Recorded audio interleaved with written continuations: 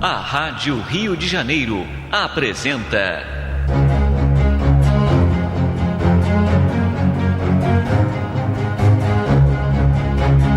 a atualidade da mensagem de Chico Xavier.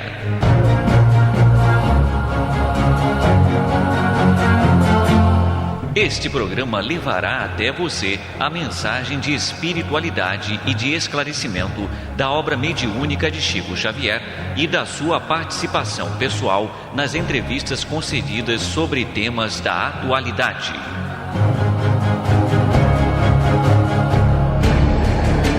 O nosso programa de hoje vai relembrar o tema religiões, abordado por Francisco Cândido Xavier e por Emmanuel.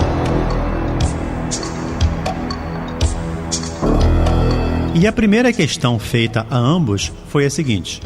as religiões que surgiram no mundo antes do Cristo tinham também por missão principal a preparação da mentalidade humana para a sua vinda? E responde Emmanuel: todas as ideias religiosas que as criaturas humanas traziam consigo do pretérito milenário destinavam-se a preparar o homem para receber e aceitar o Cordeiro de Deus com a sua mensagem de amor perene e reforma espiritual definitiva. O cristianismo é a síntese em simplicidade e luz de todos os sistemas religiosos mais antigos, expressões fragmentárias das verdades sublimes, trazidas ao mundo na palavra imorredora de Jesus. Os homens, contudo, não obstante todos os elementos de preparação, continuaram divididos e, dentro das suas características de rebeldia, procrastinaram a sua edificação nas lições renovadoras do Evangelho.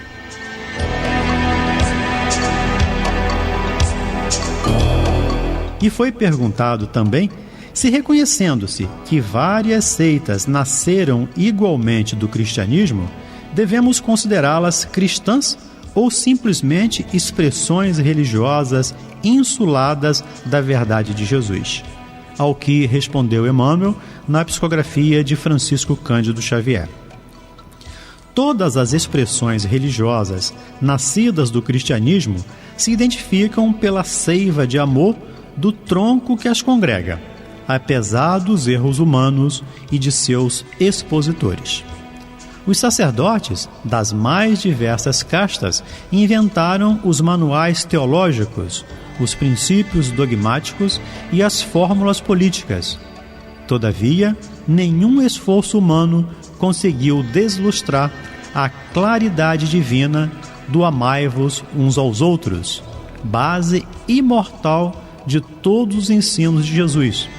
cuja luminosa essência identifica as castas entre si, em todas as posições e tarefas especializadas que lhes foram conferidas.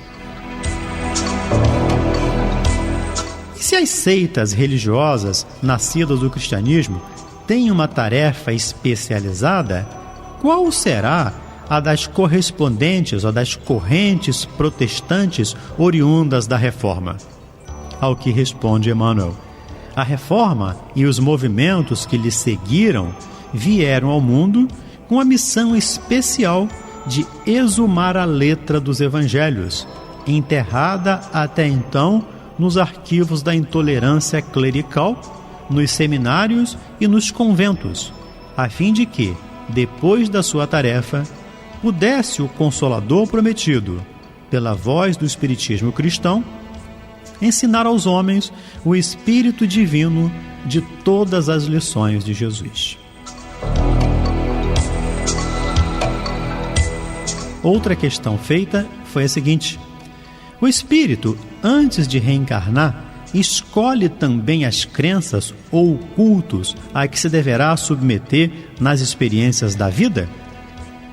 Todos os espíritos, responde Emmanuel, reencarnados no planeta, trazem consigo a ideia de Deus, identificando-se, de modo geral, nesse sagrado princípio. Os cultos terrestres, porém, são exteriorizações desse princípio divino, dentro do mundo convencional, depreendendo-se daí que a verdade é uma só, e que as seitas terrestres são materiais de experiência e de evolução, dependendo a preferência de cada um do estado evolutivo em que se encontre no aprendizado da existência humana,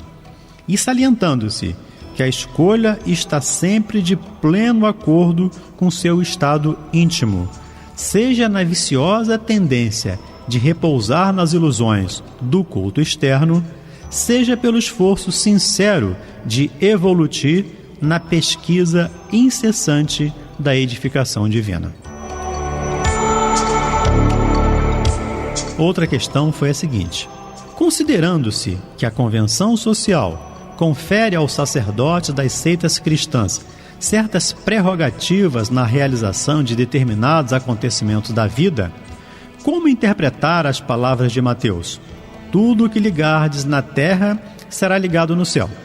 Se os sacerdotes tantas vezes não se mostram dignos de falar no mundo em nome de Deus.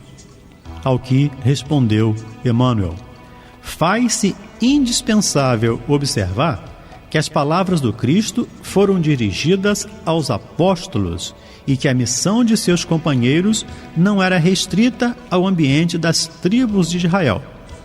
tendo a sua divina continuação além das próprias atividades terrestres. Até hoje, os discípulos diretos do Senhor têm a sua tarefa sagrada em cooperação com o Mestre Divino junto da humanidade, a Israel mística dos seus ensinamentos.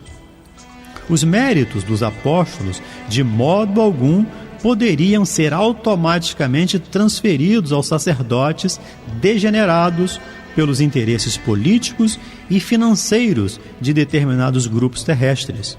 depreendendo-se daí que a Igreja Romana, a que mais tem abusado desses conceitos, uma vez mais desviou o sentido sagrado da lição do Cristo.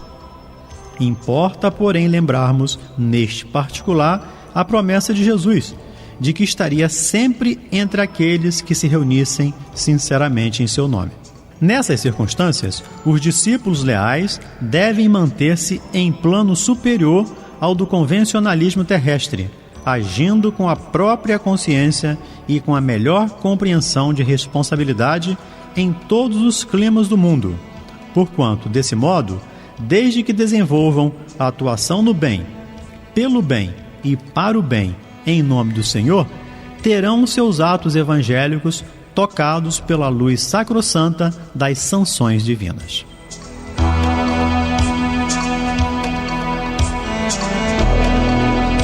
E a outra questão foi a seguinte: considerando que as religiões invocam o Evangelho de Mateus para justificar a necessidade do batismo em seus característicos cerimoniais, como deverá proceder o espiritista em face desse assunto?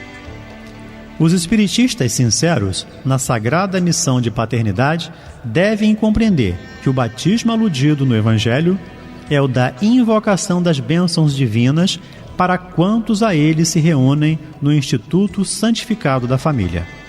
Longe de quaisquer cerimônias de natureza religiosa que possam significar uma continuação dos fetichismos da Igreja Romana, que se aproveitou do símbolo evangélico para a chamada venda dos sacramentos, o espiritista deve entender o batismo como o apelo do seu coração ao Pai de Misericórdia, para que seus esforços sejam santificados no trabalho de conduzir as almas a ele confiadas no instituto familiar,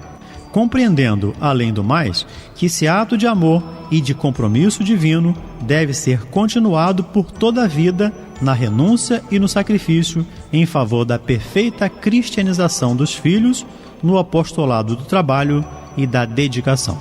Muita paz e até o nosso próximo programa. A Rádio Rio de Janeiro apresentou